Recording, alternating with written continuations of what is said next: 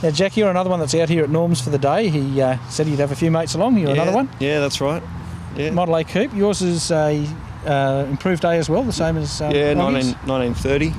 Yeah. Yep. Tell us a bit about it. Still got a flatty? Yeah, it's got a 8PA side valve V8, bogged water 3-speed manual gearbox and a 8-inch diff. Pretty simple, old sort of stuff. Yep. Buggy springs front and rear and split wishbones. Very traditional styling. I suppose it is, yeah. Now, you're telling me it was the first rod you've built. It's not going to be your last. No, no. What was your inspiration to get into hot rodding?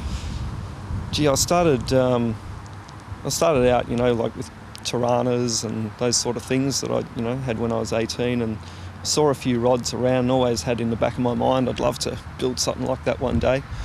And I ended up meeting this guy through another friend of mine, and he was into, he had the same sort of idea, so we started making this plan that we were going to build a hot rod.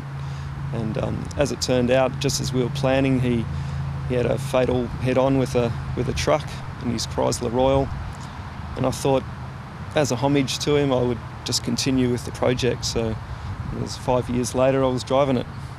All right, because every car has a story behind it, and they're the sort of ones we don't hear very often, fortunately.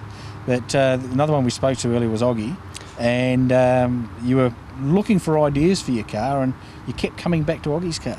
Well, I was talking to a few people about ideas for building hot rods, and this one hot rodder told me a good bit of advice. He said, find a picture of the kind of car you like, stick it up on the wall and build that.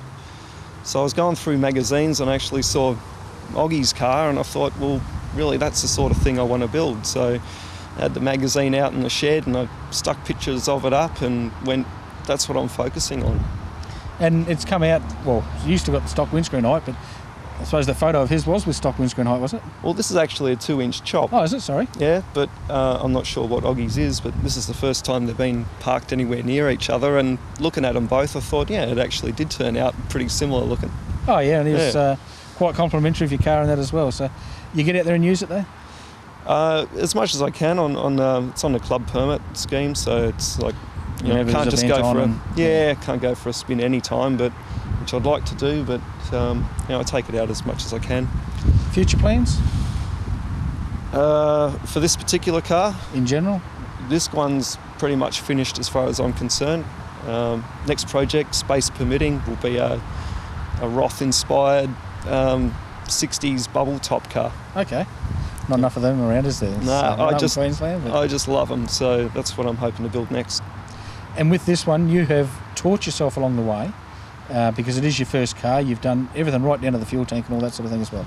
Yeah, I suppose I started off trying to build a real budget rod, and even parts that realistically would be cheaper just to buy, I actually made my own. And so it was a real steep learning curve, and a lot of those things I probably wouldn't do again. Yeah. But I'm glad I did on this one, and I don't think I'd ever really part with this car, because there's a lot of things that I just really wouldn't do again.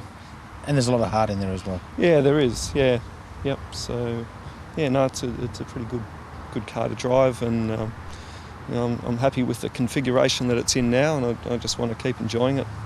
All right. Well, we'll look forward to seeing that bubble top. Yeah. Thanks for taking the time to talk to us. No worries. Thank you very much. So.